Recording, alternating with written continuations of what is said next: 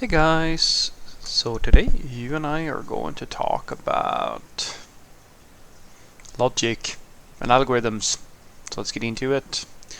So the question in question was, Frederick, programming is supposed to be about logic and algorithms. However, why do you know why? Why do most jobs require knowing the latest frameworks and technologies? Well, simply put, yes, it's logic and algorithms that make up programming, but the way you express the logic and the algorithms is through the frameworks and the technologies that you leverage. It's sort of like, you know, I mean, you were being like a javelin thrower is about throwing stuff, right? Why would you have to know how to do it well? Or if you want to be a football player, that's like about kicking a ball, right? Yeah, sure, but it's the same. Or if you want to be a physicist, well, most of what you're doing is like, isn't that down to formulas and mathematics? Or like, depending on how you look at it, you're trying to reduce something that is more complicated into something that is like you're reducing it down to something that is so simplified that it becomes impractical. Dancing is just moving around to music. And when you try to become a software developer, you're probably going to figure out very quickly that the logic and the algorithms, as I said, it's just a part of it, but the emphasis is usually on that you need to know what frameworks and tools you need in order to express that logic and algorithms, because the the reality is that the time that it will take you to learn all of those frameworks and so forth, if you only study algorithm, logic, and so forth, and I think that that is something that a lot of schools should sort of understand. It's besides the point if you know how big O notations work, or if you spend most of your school years or like your education on just learning how to, like, the theory behind algorithms and logic. That's useless if you can't apply it to something that is being used with, like in today, like as of today.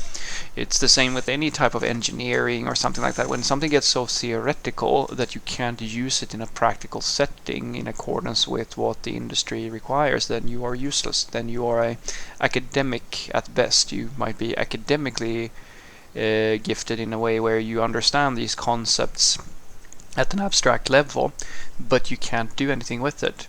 I'll give you an example. The only one of the only people that I've ever met who actually had he's supposed to have been in IT as I understood it. One of the only people I've ever met who had a long-term problem with getting employment within the last 10 years at the very least, that I've with people I've worked with and so forth, was a person who he referred to himself as a systems knower or a systems architect. And so the problem that he had experienced was that nobody would hire him. And at first I couldn't really figure out why, and then I talked to him and then I realized I understood why. Because he didn't actually know any of the tools or any of the, like, he didn't understand the first thing about modern systems development whatsoever. He knew at a theoretical level how to draw boxes and what the different terms meant, and like how to he was basically a hybrid person between a product manager and like an old-timey enterprise architect who without any coding skills. And the problem with that, he as he sort of, I'm not sure if he fully realized it, was that it's sort of like, why would you hire a person who doesn't understand the way the work is done, and doesn't have the skills to manage the projects or anything like that. He's this in between person who knows a fraction. He knows a tiny little thing, in the grand scheme of things, that most of the people who know the things that like the software developers and like the seniors and so forth, they know this already. They don't need him to do this. They already know it. It's just one part of what they are doing. It's similar to I've worked with companies where they might have someone who is a CSS expert.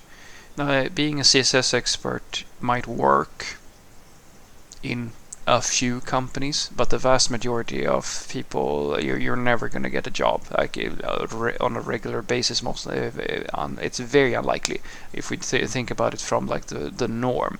And I've talked to candidates who like they don't even know CSS because all they do is JavaScript. And this is, as I said, you're reducing your responsibility down to like this tiny little thing, when the reality is that the vast majority of companies are going to need you to know a lot of like a range of different things.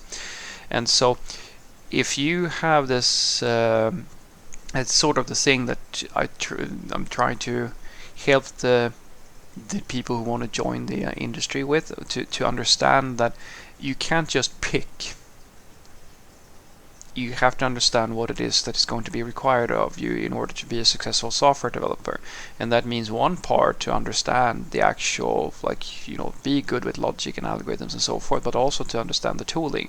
Because the thing that at the end of the day matters to the IT companies is, when you get hired, will you be able to produce results like code within their system, so their system grows and expands and like it produces more revenue and so forth. It's the same thing with anything.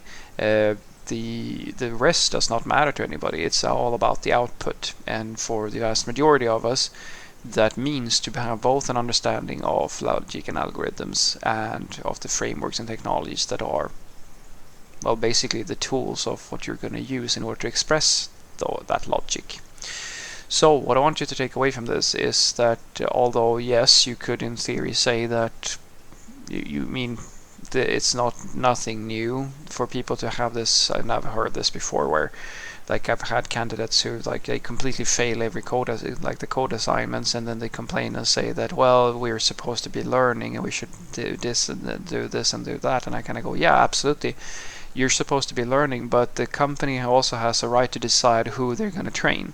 If you have so low if you only know the theory, if you can't actually code for shit, then I could hire a bootcamp developer who has 3 months of experience within the tool, and they will produce more results than you will your first 3 months. I can guarantee you basically that much, because this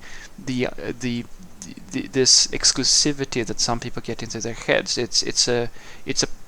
you're fooling yourself, guys. You're tricking yourself into believing something that most likely is something that you have gotten into your head due to the fact that there are things that you want to do and things you are good at, or like you have some personal reason as to why you have reduced your education to a fraction of the thing that you actually need, in order to, instead of like looking at the whole picture, what am I actually going to learn, like the holistic thing, right? And if you do that, you're only going to hurt yourself. And the reality is that a lot of these tools and frameworks, it takes years to get good at all of this stuff, guys. So it's like if you are someone who is like just into the algorithms and academics of the thing, you're never gonna make it most likely into the software industry, at least not in any type of mainstream way, because it's just one part of it, as I've said. So if you want to be serious about being like a enterprise software developer, or someone who is like doing the standard web stuff, it doesn't have to be just web, of course, because the IT companies, they are usually not hiring people who can't produce things within the tools that they are using. And if you look at every single job posting, it will list what technologies you're going to work with. That's not something that they're going to train you to do necessarily. It's something that you're going to have to know in order to get the job. In some cases you might be lucky and you might have like, yeah, you might be close enough or things like that, but you're still going to have to learn it, if that makes sense. So but it's just that the vast majority of IT companies, they don't want to train someone who knows nothing about the tool stack to know that tool stack, because that as well as learning computer science and all that stuff, that also takes a long time to learn. So it's pretty good if you start early. Have a great day.